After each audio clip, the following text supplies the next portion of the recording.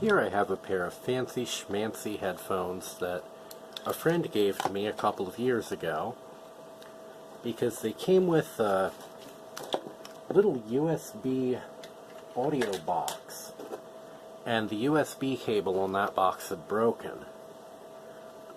So it was an easy enough repair. He said, if you can repair it, they're yours. So I've gotten about 2 years of good use out of these headphones. The trouble is, the cable on them has finally worn out. So, rather than throw away a pair of schmancy headphones that are otherwise in good working order except for a broken cable, sounds familiar, right? That's how I got them. I'm just going to do what I did in the first place and repair another cable.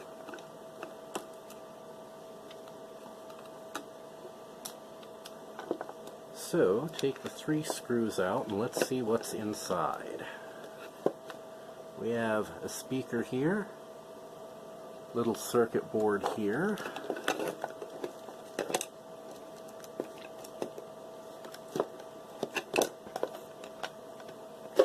alright. Now, I've already cut off the end of the cable because it wasn't working, and I was seeing if the 4-pole connector here was salvageable or not. It technically is, but I have a little something different in mind for this.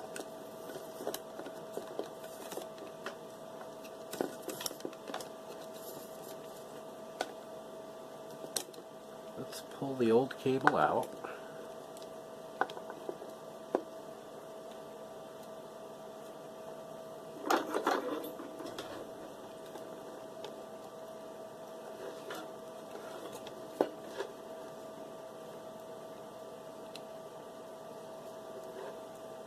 Okay, red wire for the right channel. Blue wire should be the microphone connection.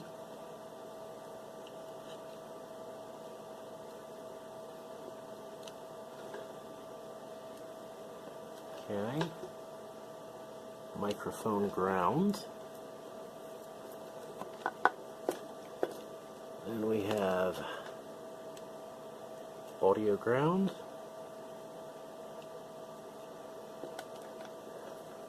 and right channel. Alright. I do apologize for the sniffling. I'm fighting off a cold right now.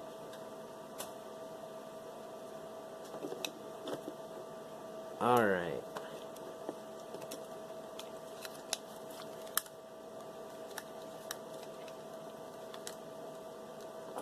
See, will this be easier to work with if I take that screw out? No, that's just the screw that holds the microphone in. That would be a bad idea. Now what I'd like to do is put this little jack in here where the cable entrance was. So that way, if I need the microphone, I can use a 4-wire auxiliary cable to connect to the headphones. Well, to connect between the headphones and whatever device I have them plugged into, whether it be the USB DAC box that it came with or my cell phone. Looks like I should be able to get the strain relief out if I pry on it a bit.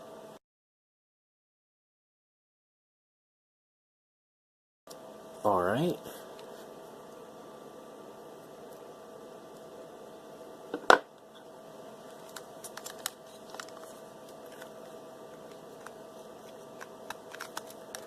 Okay, if I were to try to wedge that in as is,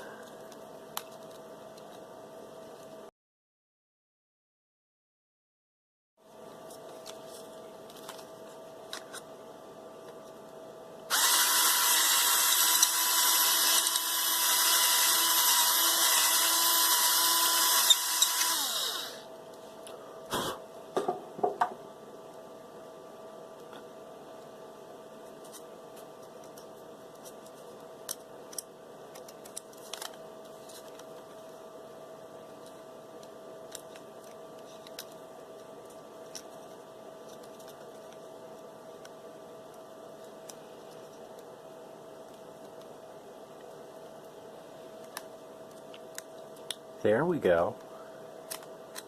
It's a pretty snug fit.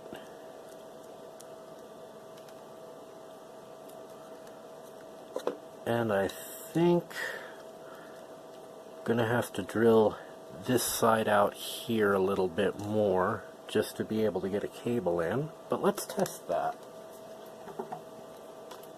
Okay, one standard auxiliary cable.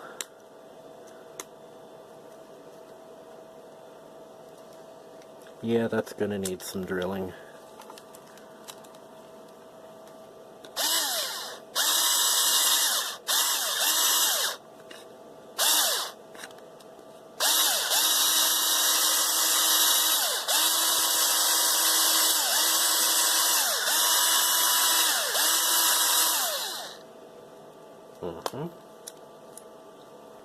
Okay, see how this connector fits in here now?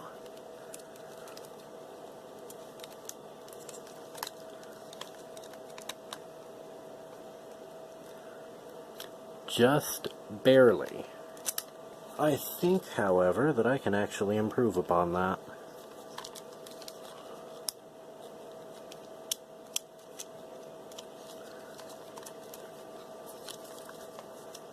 See if I can I shave away at the plastic here?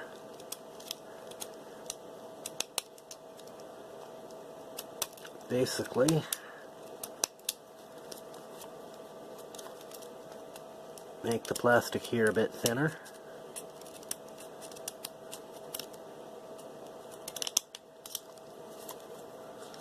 Let's see. Do I have a better tool for that?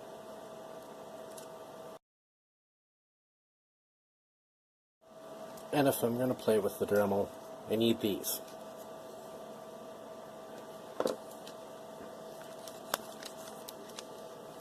Always wear your safety glasses when you're playing with a rotary tool. Trust me. You never know what can go wrong.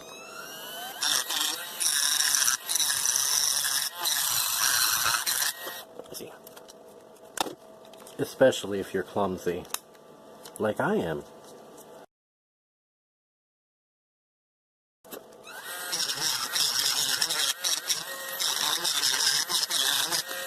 There we go.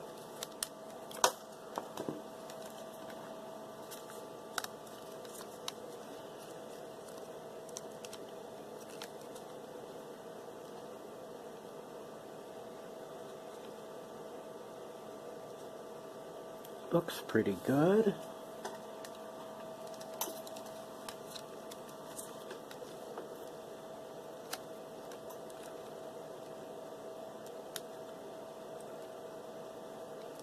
Yep, that looks like that'll work. And yeah, the idea here is, since the cable seems to be the weakest link, I might as well just make the cable thoroughly replaceable.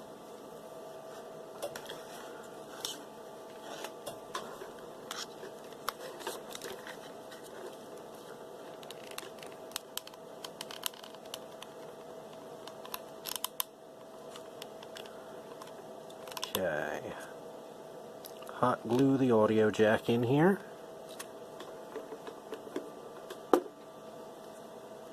Now I get to figure out the wiring. So I have the pin out here of the 4-pole connector. I have how that maps down to here. So let's see.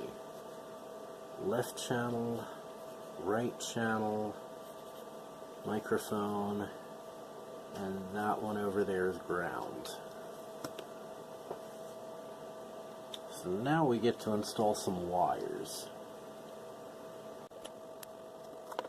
Start with the ground.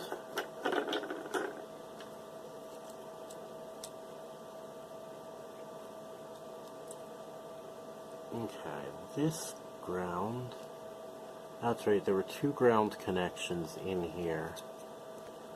One went directly to speaker, and the other went to the circuit board.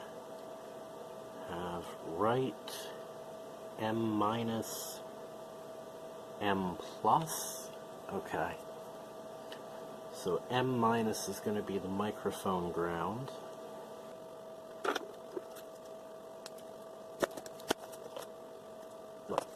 Little solder flux.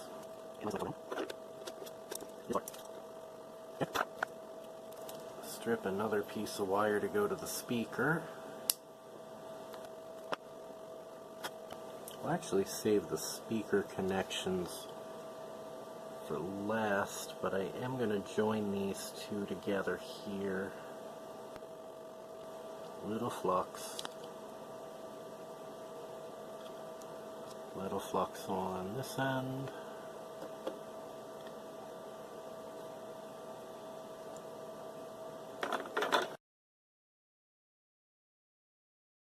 Alright, my camera ran out of storage space, and I had to shuffle some files around, but picking up where we left off,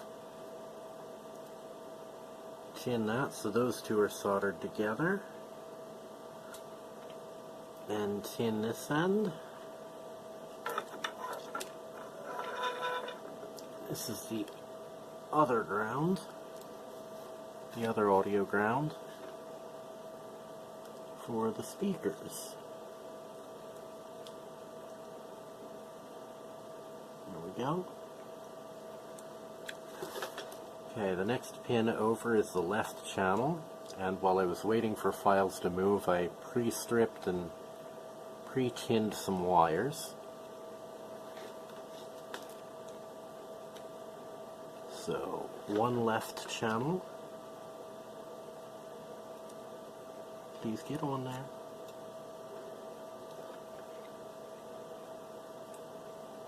Now I know what you're gonna say.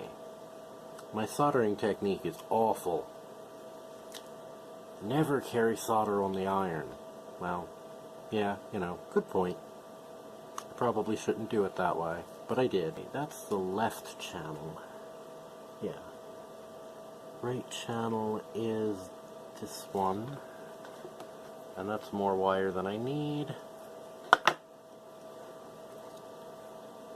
Right channel over here.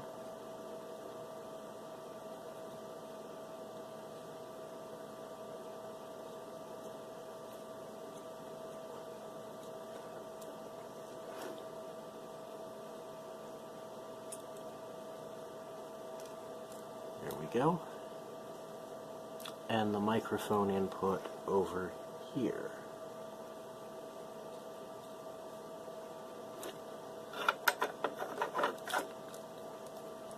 Alright, left channel will go out to the speaker along with this wire.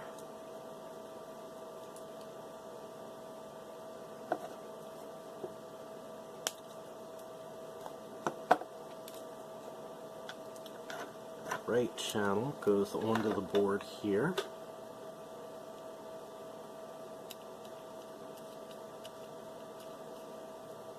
Good. And the microphone input goes onto the board right there. In theory, anyway. I hope I'm not screwing this up.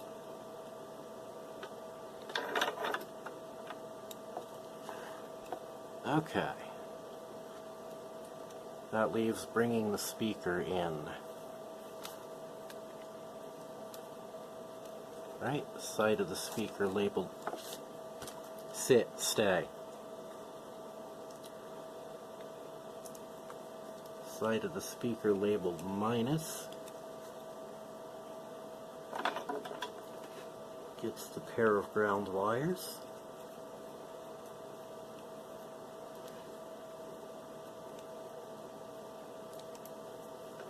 That didn't work very well. That's better. Side labeled plus gets this wire.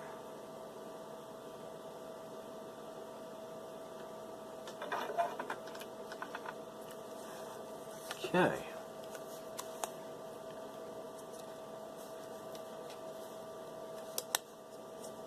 Now, if I didn't completely screw this up,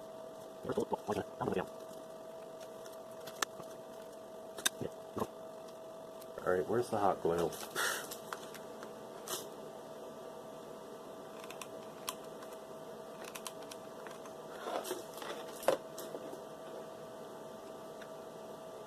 Stay down there, please.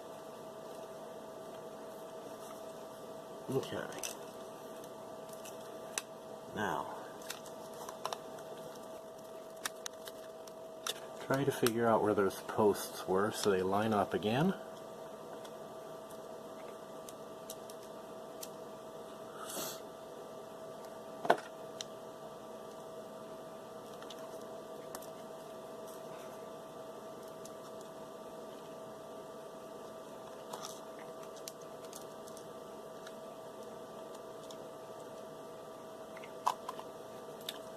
It's a strange phenomenon I've never understood, but for the past couple of years, practically every tool that I own that's made of ferrous metal ends up magnetized, and I have no idea why.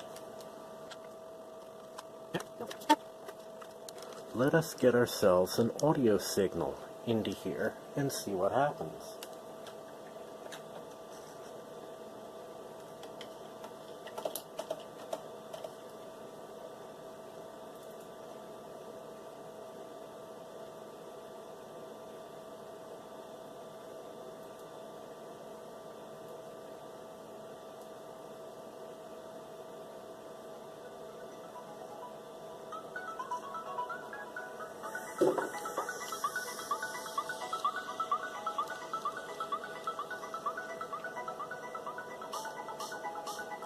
Okay, the phone's not going to show you this, but both channels are working.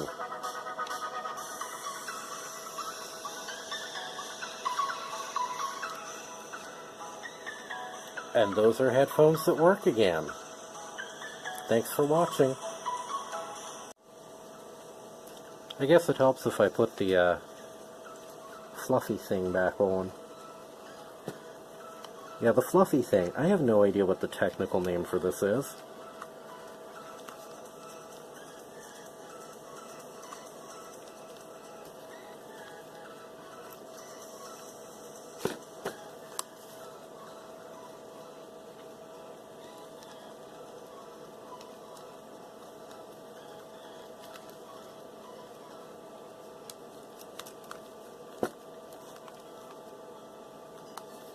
But yeah, there we go.